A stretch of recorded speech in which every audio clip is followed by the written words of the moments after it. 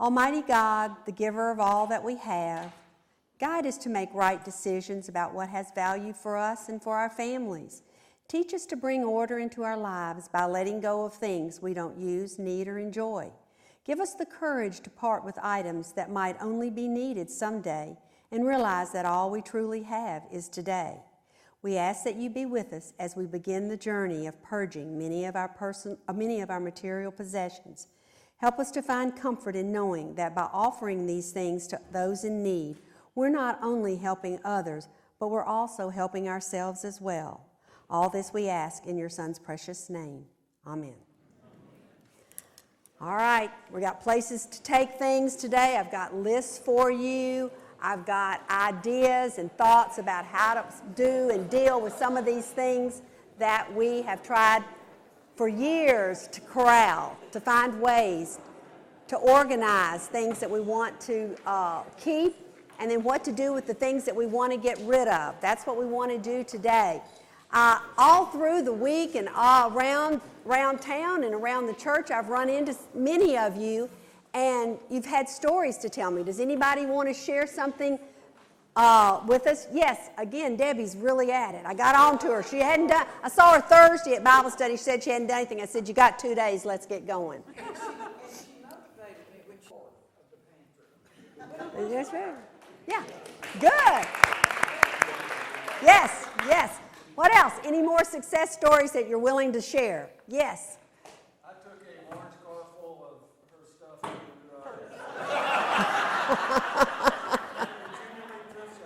Yay! Anybody else? Good. It's a little dated, 95. Yeah, how many years is that? We've been carrying that around almost over 20 years. Yes. Well, good. I hear oftentimes people will tell me they do hear my voice, and I hope that I am. And in fact, today I will talk to you about how we're going to keep the clutter out. And I'll be sitting on your shoulder oftentimes. The next time maybe you're in Target or somewhere and about to buy something, it might be my voice saying, put that back. Do you know where you're going to put that when it gets home? So maybe we'll be able to hear my voice often as you go through this process.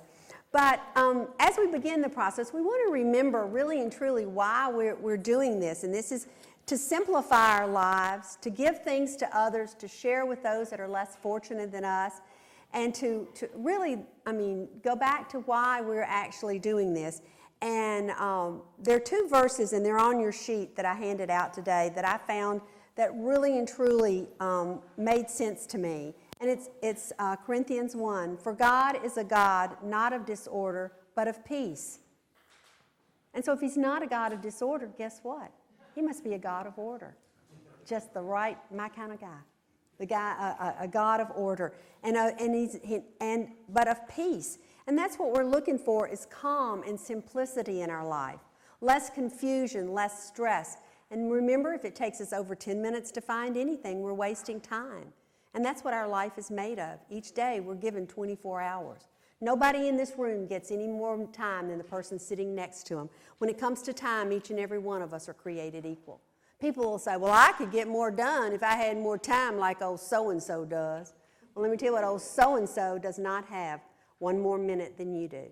Old so-and-so has made decisions about how to spend their time to be more effective and efficient for them. So this is your life. These are your decisions. And the other verse is, but all things should be done decently and in order. So that's why we're here, is to simplify, so that we have time to do the things that we find important to us. And we're not blaming someone else who has more time. No one does. We all have the same amount of time. So we're going to continue to get rid of these things, simplify our life, and be able to retrieve anything in our homes, our cars, our office in 10 minutes. Last week, I'm going to go briefly. See a lot of faces back. I didn't run too many of you off. But I want to go over the method we use for purging just real quickly. I'm not going to go through it totally. How many people were not here last week? Okay, well then it'll be worth it.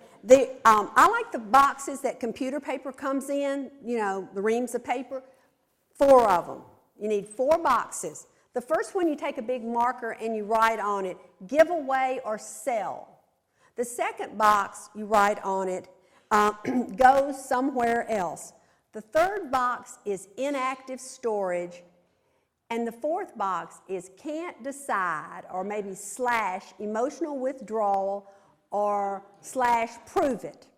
That box is a box that's got lots of purposes, but we're going to work with how we're going to go through and really be able to pare that box down. I know you probably think you need to get the refrigerator size box for that one, the one you can't decide. Nope, it's got to be the same size as all the others.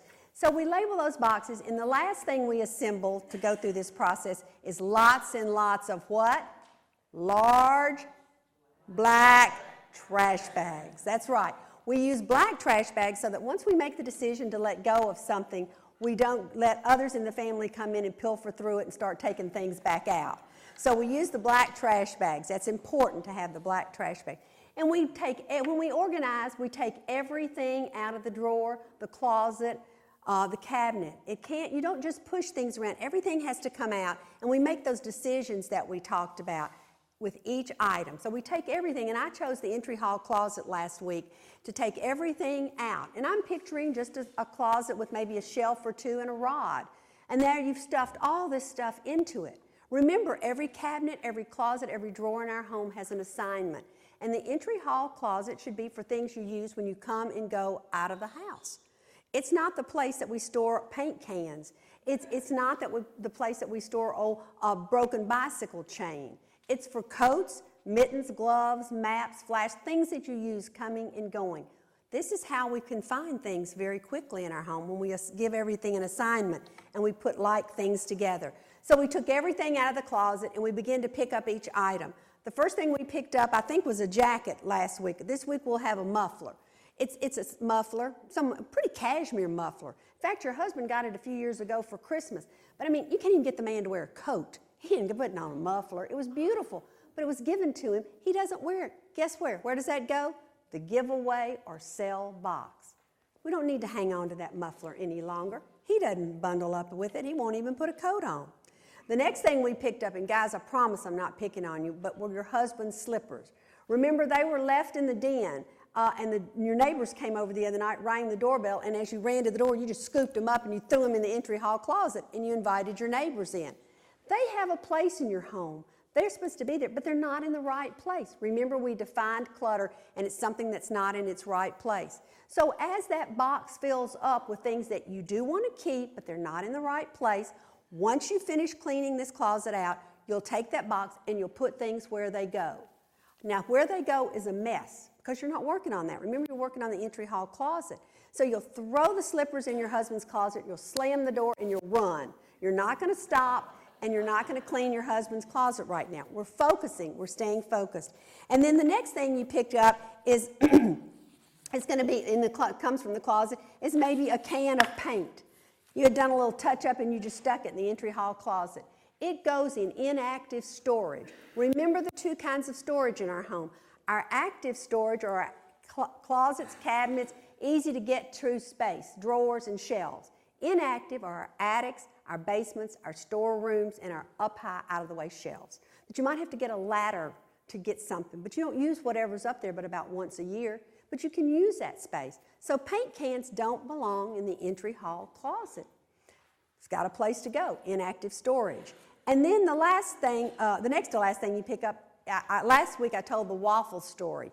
This week I want to tell a little bit different, also to help you with that emotional withdrawal stuff.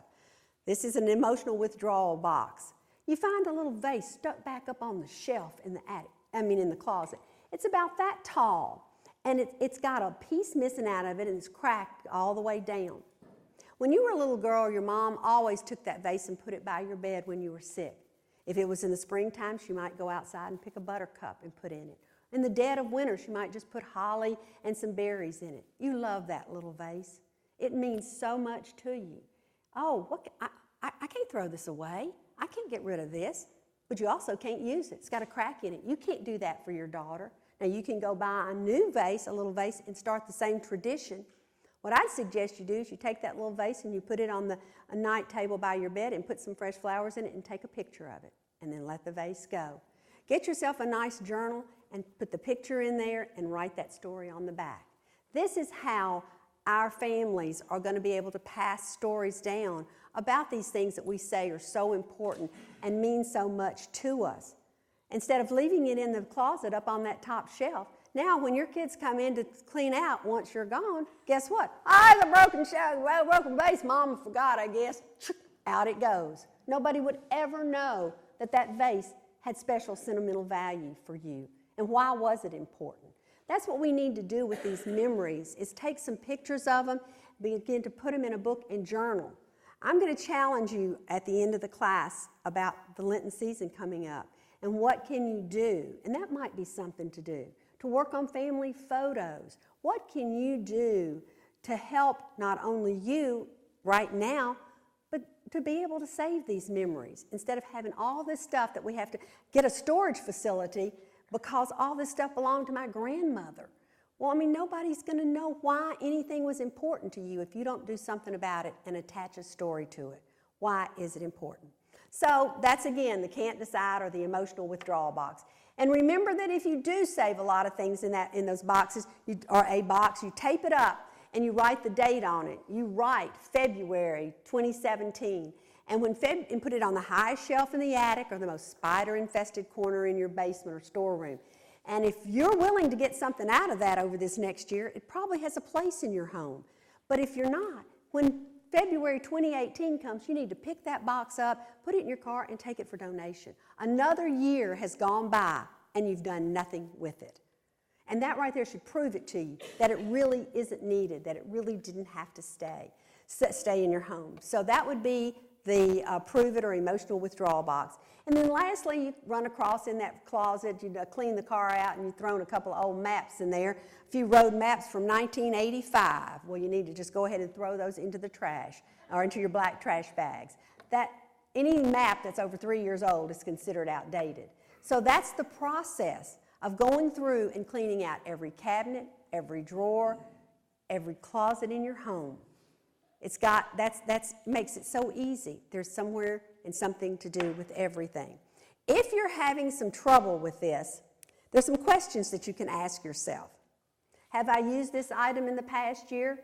No. Does this item have monetary or sentimental value for me or my family? No.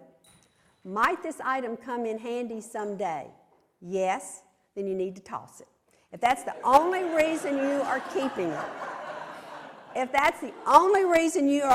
it, it is time to let go. It is time to let go. We have to. So now we've taken and gotten rid of the things. We put everything back in the closet. We hang the coats in there. We might, on the back of the door, hang a canvas shoe bag where we could put mufflers and gloves and earmuffs and road maps if you're taken out of the car, recent road map, and hang it on the back of the door. And then that closet becomes your entry hall closet, used for things that you use when you come and go from your home. Simple. And that's it. Looking for something like that, looking for mittens and gloves, that's where we would probably find it. So you then put everything back in an orderly manner, and it's there if you need it. The last 2 weeks I have put on our handout that I had Ecclesiastes 3, because this, before I even begin to find out how many, I don't have it on yours, because I did it for 2 weeks and I never read it because we didn't have time, but I have to read it because it is what really, I've found out I could validate what I have to say by Ecclesiastes 3. For everything there is a season, a time for every matter under heaven, a time to be born, a time to die, a time to plant and a time to pluck up what is planted, a time to kill and a time to heal, a time to break down and a time to build up, a time to weep and a time to laugh, a time to mourn and a time to dance, a time to throw away stones and a time to gather stones together, a time to embrace and a time to embrace and a time to refrain from embracing, a time to seek and a time to lose, a time to keep and a time to throw away, a time to tear and a time to sow, a time to keep silence and a time to speak, a time to love and a time to hate, a time for war and a time for peace. There it is, folks, right there in the Bible. Yeah, highlight it. Please highlight it. A time to keep, a time to throw away, and a time to keep. Right there. So this is support for what we're doing right there in our Bible. And another, Linda came up to me, and it's everywhere. I mean, I'm finding these things everywhere. Linda came up to me and told me about a Bible study the other day. She said they happened to sing a song last Sunday in church, and it's under Christian responsibility is what I went home and made a copy. But boy, when I saw that, I was really excited. Christian responsibility. And here's one of the lines in it. Rich in things and poor in soul. Is that us?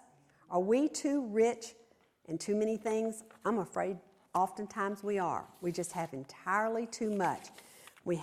Takes up a lot of our time and energy to keep up with it. So now is the time to keep and the time to throw away. So where do you start? We've been through an awful lot of processes and ideas about how to get rid of things. So I want you to think for a minute. If you were going to go home today and do a project, a purging project or clean out, where would you start? Does anybody think, well, or maybe tomorrow or next Saturday? Can you think of where you might start or where you'd like to start? What would be a place to start, do you think? I hear a lot of whispers. Let me just hear one. Come on. The attic. Aha, that's a good place. And we're going to work on that just briefly in a minute. There are two thoughts about where you should start. First of all might be that place that bugs you the most. What place it's just something that just is driving you crazy. That's one of the best places to start because you're going to have satisfaction pretty quickly. And then our energy is fueled by satisfactorily completing a project. So that's going to energize you to do more and more, okay?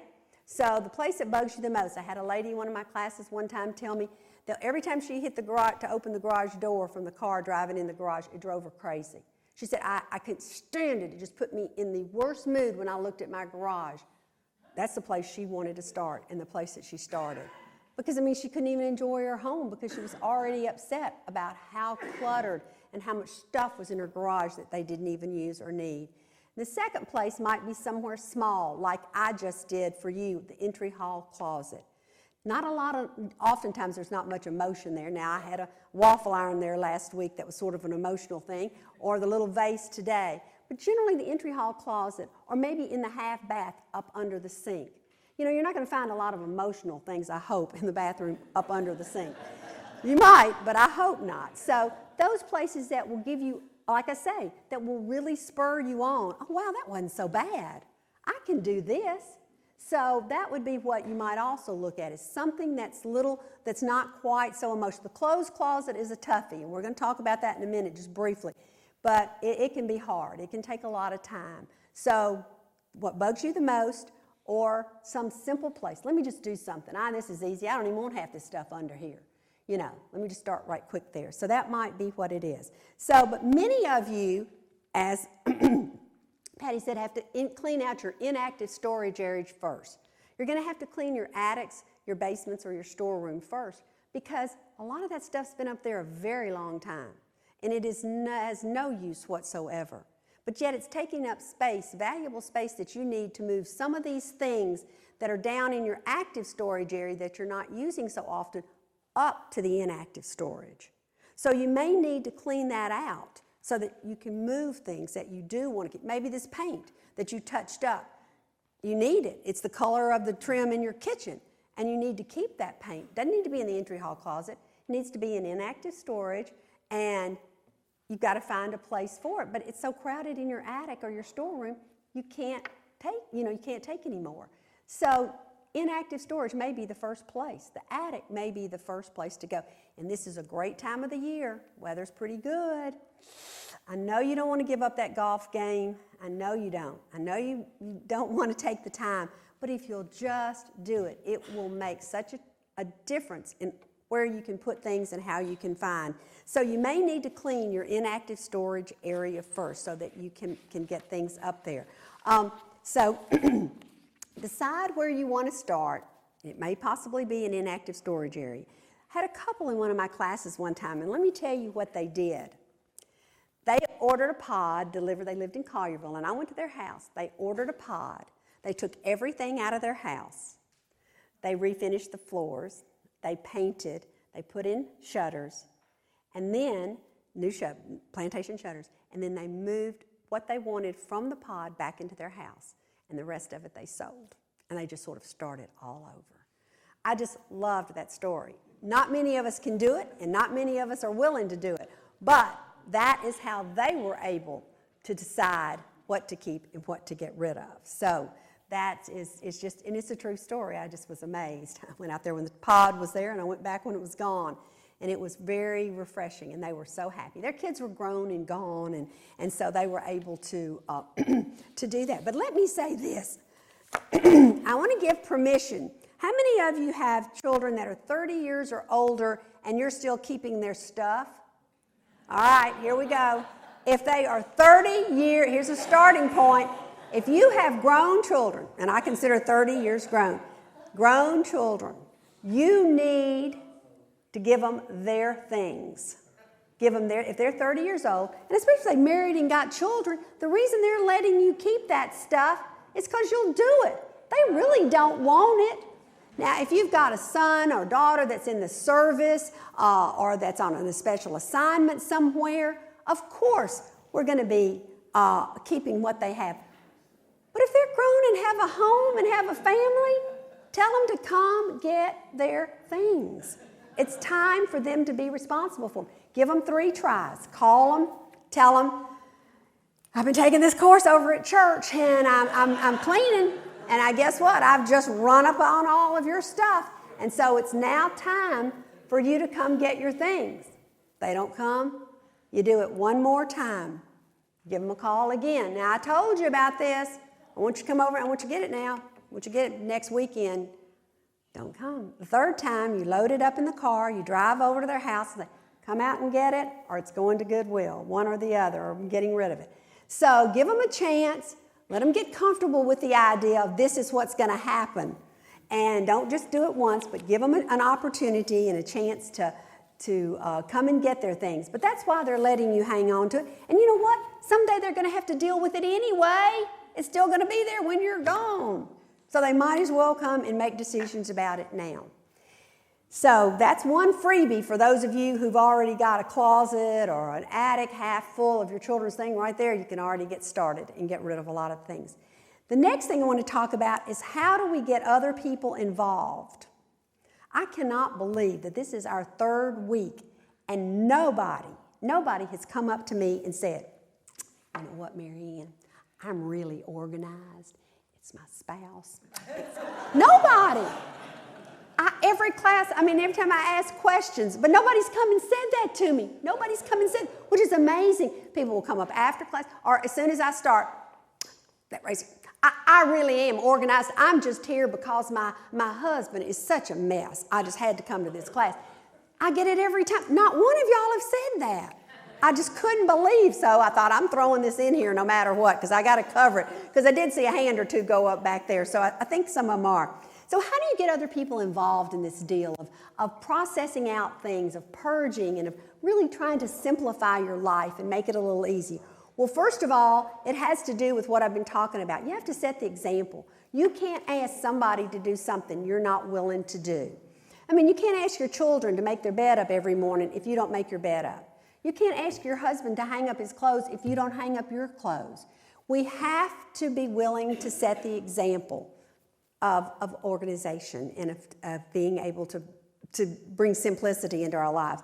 Secondly, when people do things that put things where they belong, you need to give praise. Thank you so much. I truly appreciate you now that we've got the entry hall closet all cleaned out, I'm so thankful that every day you come home and hang your coat in the entry. It's real, but just give them some praise.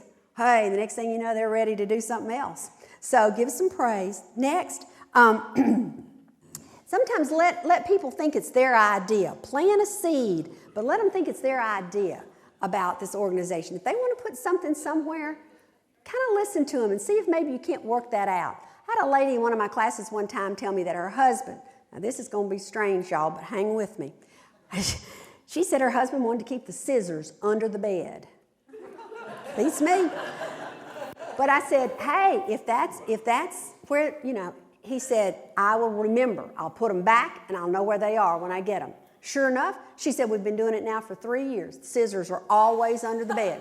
If you need a scissors, go get them. They're under the bed. So maybe you can have a little humor with this whole thing. What really works? So have some humor. And remember that everything has a place and everything goes in its place. When you ask someone to put something up, where is up? If they don't know where it goes, then how can they put it up? They're just going to put it on the counter. Honey, I told you to put that up. Well, I did put it on the counter. Well, that's not where it goes. Well, if they're not clearly defined places. So we want to give clearly defined places, set up centers. Someplace like the kitchen is a great place that you can set up a center. In other words, have a place on the counter with the coffee maker. Above it, you put your cups. You might have your sweeteners above that. You may have your coffee. So that this is a little coffee center right here. Like things together. Remember, get rid of things we don't use, need, or enjoy. Group like things together. Put them near their point of use. Let me give you an example. Let's say you go over to Kroger on Mendenhall this afternoon. You can get some buttermilk to make some cornbread muffins tonight. So you go and you walk in and you kind of take back and you go, they've changed this Kroger around. I was just here last week. What have they done? And you see a manager and you said, sir, I'm sorry, but I was just here. I just wanted to get some buttermilk. Where's your butter? Oh, we've made some changes. Let me see, buttermilk. Well, is it back? I think we may have moved. The chocolate milk is back by over by the produce. I think the skim milk is over by the pharmacy. Oh, the buttermilk must be back by the meat. I guess that's where we put that. And so off you go and get your buttermilk and you leave. But how would you shop in that how long would it take you to shop in that grocery store if it was like that? You expect order. You expect all the produce to be together. You expect all the meat to be together. You expect to go over to the pharmacy to get your Tylenol. But what are our homes like? Is everything all scrambled up and jumbled? Is there any order to it? Do we have those centers? Do we have group-like things together? I wouldn't shop in a grocery. Oh, what if you went to the bookstore? Oh, bless. Ooh, Davis kid, I'm so sorry about it. But when we went there, if you had walked in looking for a mystery and you said, oh, where's your mystery? And they would point it to you, that's fine. But what if they'd gone, oh, we got mysteries all over, honey. Just go look for them. We got them mixed in with everything. Some over here in the gardening book. No. This is a way we expect. But yet we don't seem to be able to get our homes in that kind of order. So think about it. Toyota had a great idea, I'm not sure, I haven't read much about it lately, but on their factory floors, they have pegboard, and when the tools, they drew around them or painted around them. So at the end of the day, the workmen put everything back, so you could see that everything is put up. And I've seen people do this in their garage and their storeroom. So labeling is a possibility. Maybe would labeling help so that people will know where things go? Now, don't go crazy. I've had people, then next thing I know, all they're doing is got labels everywhere, and it's just crazy. But if it helps on some getting things to where they belong, might want to work and think about using labeling. So that's another a possibility of helping others join in to this process. But I want to mention now the two biggest forms of clutter. What do you think they are? Paper. What's the next one? Clothes. That's it. Clothes and paper. 80-20 rule. Yeah. We wear the same 20% of our clothes 80% of the time. Yeah. You don't wear all those clothes that are in your closet. We just go back to the same ones. Yet, we have them all hanging in there. Clothes closets can be one of the biggest forms of clutter. What you need is to have an active clothes closet.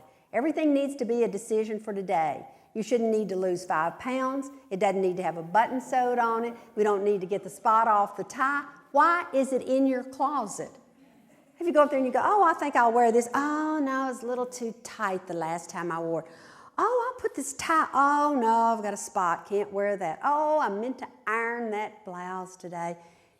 We go through all of this every morning, all these things we have hanging in our closets that have a problem, and yet we leave them there. We need to have what's called an active closed closet. When you open that door, everything hanging in there should be a selection for today, a choice for today. If it's not, why is it hanging in there? If it needs something done to it, we need to get it out and get it done. Donate it, whatever we need to do, take it to the cleaners, get it altered, or whatever. So the closed closet, and that's a whole nother process, but I'm going to challenge you to at least go in and try to get rid of some things that, and here's the rule. A lot of people like to say, if you hadn't worn it in a year, get rid of it. Well, I give everybody a little bit of benefit of the doubt. I give you 2 years. If you hadn't worn it in 2 years, and if it's not within 2 sizes of what you're wearing, you need to let it go. If you're wearing a good size 8, ladies, get rid of the 4s. Get rid of the 4s. I know, now if you just had a baby or something, that's okay, but get rid of the 4s. I mean, you're going to say, well, but I know the answer to this is I'm going to lose weight. I'm going on a diet. I'm going to get back into them. But no, what that size 4 does, it brings you down. All it does is remind you that you're not as good as you used to be. See, you say, I used to wear that size 4. You know, let's let it go. Be the best you can be in a size 8 and get going. Let's don't worry about these 4s. And if you get back to that 4, great. Go buy yourself some new ones. What's the first thing you want to do when you lose weight anyway? It's buy new clothes. That's the first thing you want to do. And so we don't have to worry about it. Let go of it. Be the best we can. And then, of course, paper. And I could spend hours on paper, but I'm going to talk just a couple of things about paper. We talked last week about the book, The Tipping Point, and how the piles start. Once you get one piece of paper over here, well, you just put a few more on top of it. Then a few more on that. The next thing you know, you've got a stack about this. Oh, well, I've already got one pile. I'll just start another one right over here. And so you've got piles everywhere. That gives you permission. Once you have that first pile, it gives you permission. But I want to give you some ideas and suggestions about paper. The technology age was supposed to help us. Do you think that it has helped us with the paper, really and truly? No, I don't. I think we still have just as much. Some of the younger folks are doing a pretty good job. Now, I don't know about with paper, but they're using their electronics to keep up with a lot of information. But I think for at least for me and for our generation, there's still a lot of paper around. So what do we do with it? How do we corral it? Well, there are 3 things that I'm going to recommend. First of all, if you don't have a good filing system at home, you need to buy yourself a file cabinet. I don't advocate buying much to get organized, but I like the lateral 30 or 36-inch file cabinets. If you don't have a place to put the piece of paper, of course it's going to be in a stack, a pile. We need to file it, not pile it. We need to have a place to put it so we can get it when we need it. The other thing is notebooks, a file cabinet or notebooks, and then a 3-hole punch. I love this 3-hole punch. I had Don just bring it on in. I just wanted to show it to you because this is what I use so much to keep up with paper, believe it or not. When you're cleaning out, you're going to run across all kinds of instruction manuals to all the appliances, to our phones, to our hair dryers, to the refrigerator, to the blower out in the yard. What do you do with all that stuff? Where is it? Stuck in the drawers you're going to be cleaning out. And as you're cleaning out and you find the instructions to all of these appliances, just put them in a box and label instructions. You might not have time to do this right away, but when you sit down, maybe, a lot of times I do projects like during the Final Four, the basketball time. We would watch. I haven't got very many teams in it this year that I'm going to be interested in, but I'll get my things out and I'll work on it while watching some basketball or a football game or even a movie that, you kind of know the story too and you want to have something to do while you're watching. And I take a notebook. This is the instruction notebook for all the appliances in our house. Anything that you want to know about is right here. I've 3-hole punched it, and they're all in this notebook. I actually have 2 of them. This is small appliances, and then I have one for the large, for the washers, the dryer, the refrigerator, the cooktop. All of our instructions are in 2 notebooks. If there's something goes wrong with one of the with a telephone, or if something goes wrong, vacuum cleaner right here on the front. TVs, paper shredder. Every appliance in this house, in our house, is in one of these notebooks. You need to know something, you just take it off the shelf and look it up. Okay, sometime, and so and you know, these books are big. Here's the great thing. Some of the instruction books are really thick, but you know what? They're in about 6 languages, and unless you're used to reading your instruction manual in Chinese, you can just rip that out, and all you have to keep of the instructions are the English. And so you hole punch it, and you put it in. If you have little bitty instructions, look, this is nothing more than, you probably have some of these. Your children want you to buy them one every year when school starts. They got to have a new one. Well, find one of their old ones, and here's instructions to all the little things in the house. So like things are together. There's not paper laying around. And I know in the bathroom drawer, there's electric razor's instruction. Oh, and the hair curler. Maybe you've got a heater to go in the bathroom. All of those things, if you took them out of the box and put it in there, you just took it and shoved it in the drawer. And then you don't know, where it is. You can't find it when you need it. So grouping like things together can help eliminate the flash. Also magazines. I don't know, we're less and less on magazines and becoming more and more. How many of you do have some stacks of magazines at home? Okay, well, 70% of a magazine is advertising, 70%. So there's only 30% of a magazine that you're really interested in that's material. And probably of that 30%, there's maybe 10 that you truly are interested in. When I worked at the university, they would circulate these professional magazines, and people would have them stacked up on the corner of their desk in their inbox. Oh, I've got to get through these just as soon as I get time. And of course, they never had time. As soon as I got them, I flipped through it, looked at the table of contents. If I saw something I wanted was of interest to me or I thought I could use for adult education, I'd go make a copy of it, check my name off the book. I wouldn't put it in somebody else's box. I was through with it. I got the 1 or 2 articles out of it I wanted and let the rest go. Couldn't use what I like to do at home, which is the rip and read method. Rip out what I want and let the rest go. Let the magazine go when I'm through with it. I've read it. And so I color code. The notebooks are both black for appliances, but for gardening, this is a green notebook. Thought that was pretty good. And here are articles and information just about gardening and, when to cut the crepe myrtles and how to cut them and what to do to fertilize pachysandra and articles, and I put them in the sleeves. They're all here in the back. I have a little folder if I want to put things in. And then when we buy plants, I put them in a little, wash it off and and put it in a Ziploc bag. So if I need to replace one of the little boxwoods, what type of boxwood did I get? I mean, I thought boxwoods were boxwoods. Well, let me tell you what, they're not. There's probably 12, 15 different kinds of little boxwoods.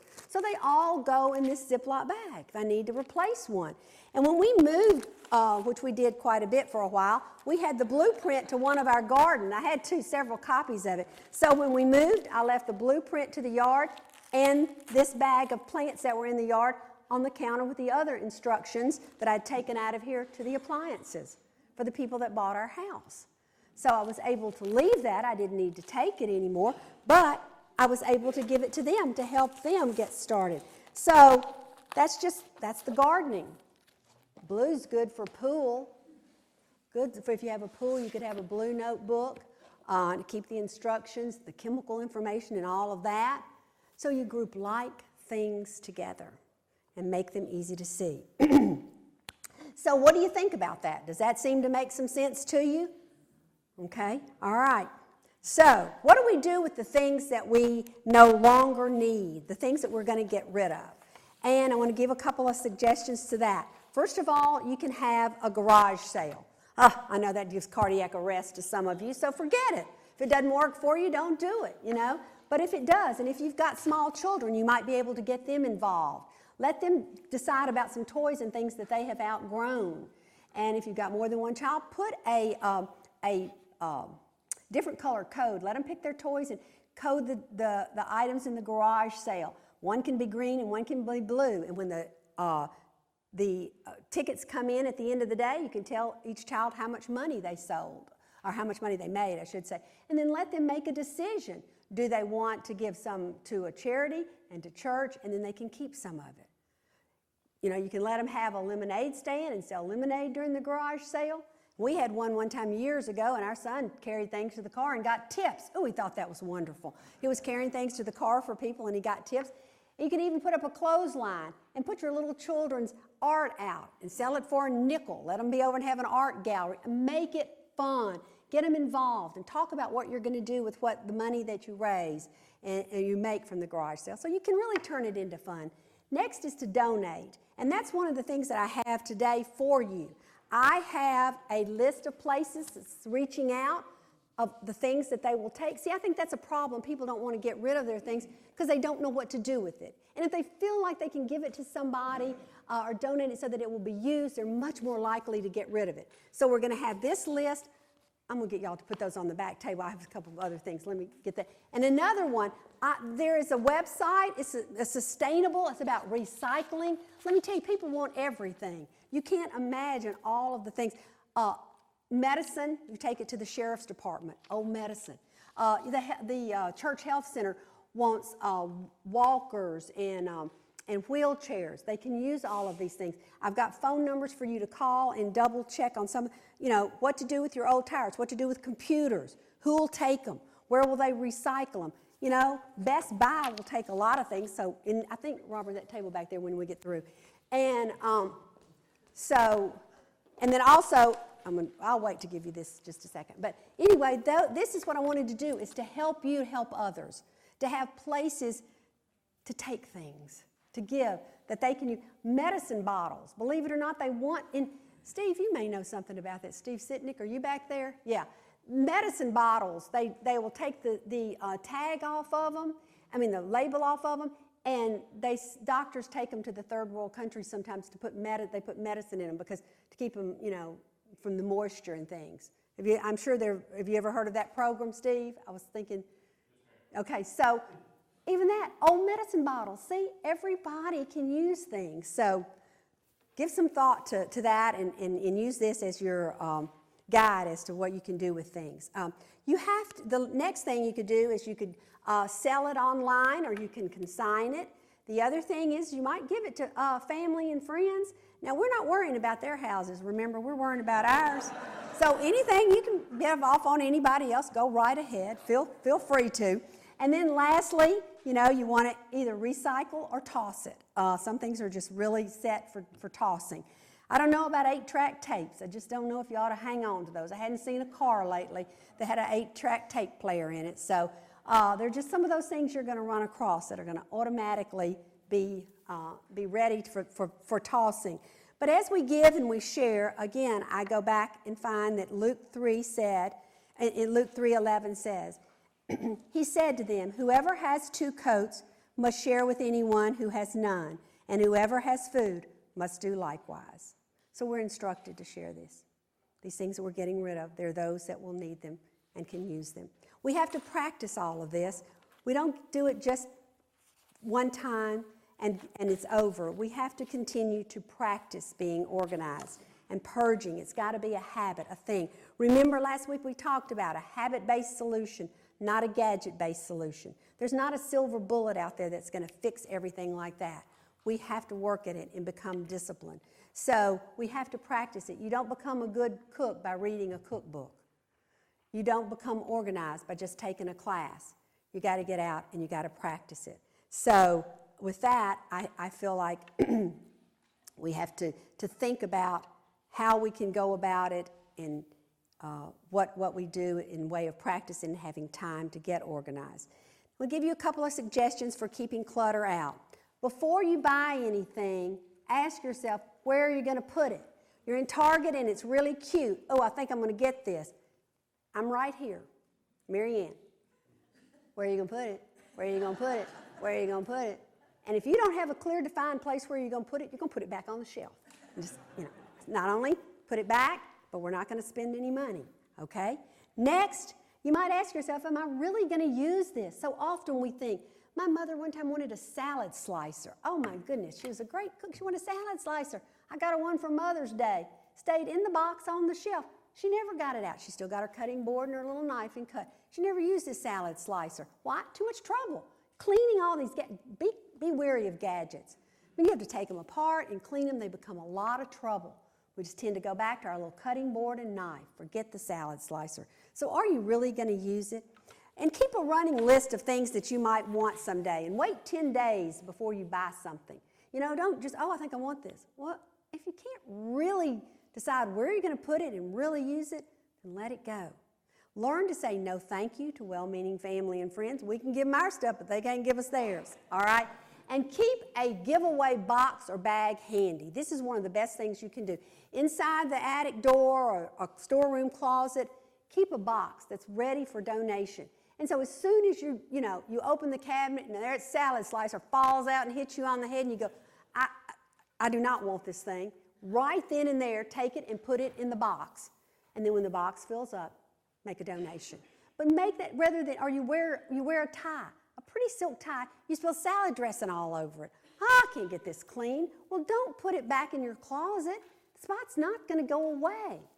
Go ahead and once you're decided you can't keep it, you're not going to keep it, then have a giveaway place immediately.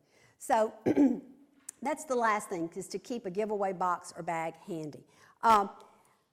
Being organized has many benefits. I could go on and on about them, but first of all, and most importantly, it puts you in control. It puts you in control of your life and of your surroundings. You, as intelligent adults, when you are organized, are controlling your surroundings.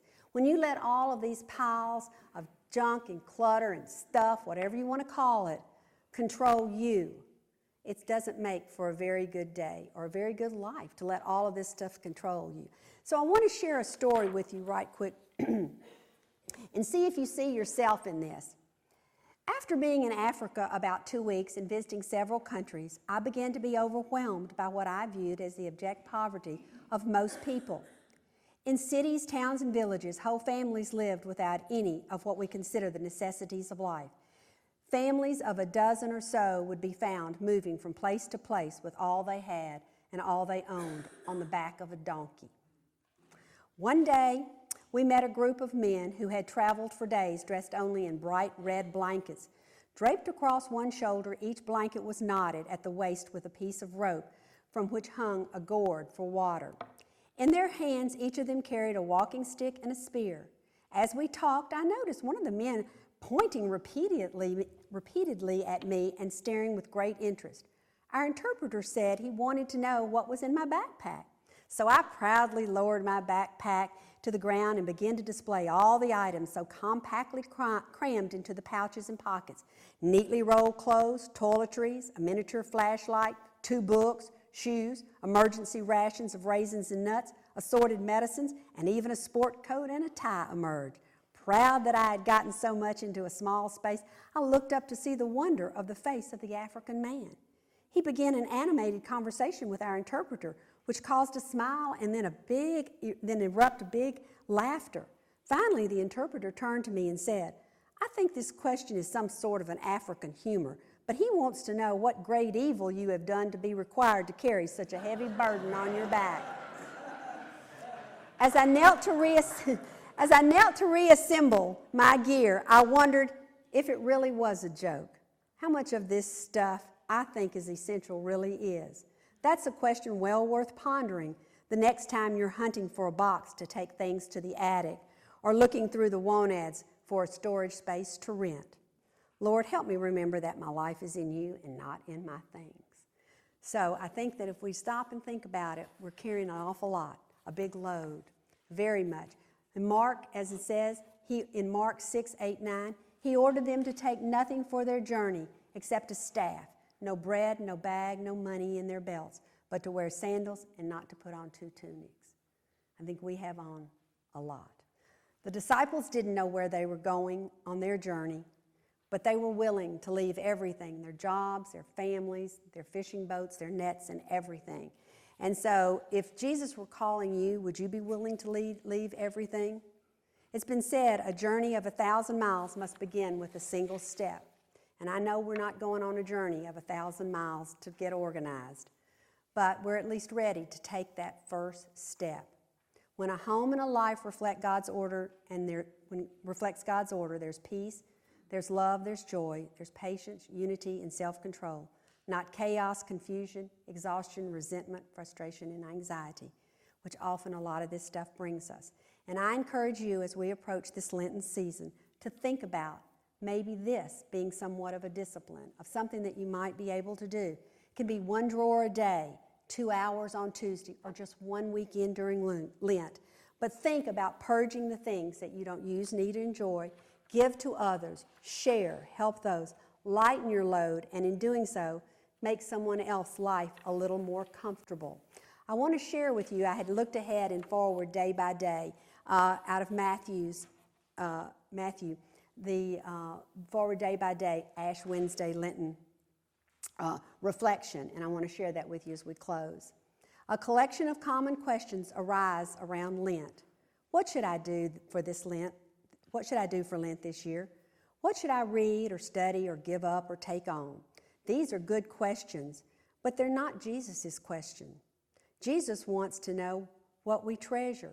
Jesus is getting to the heart of the matter, our hearts. He reminds us that our hearts follow and give themselves to what we treasure. When we name our treasures, we find ourselves. We find our very hearts. When we name our treasures, we begin to see, for better or worse, the direction in which our lives are headed. Some treasures are of lasting and eternal value, and there are others that we need to let go of regardless of how much we think we love or need them. Some treasures enrich and grow our life. Other treasures hold our hearts captive. Let us approach Lent as treasure hunters, discovering what we truly value, where we really spend our time and energy, and what occupies our thoughts and worries. Let us name our treasures and find our hearts. Amen. Thank y'all.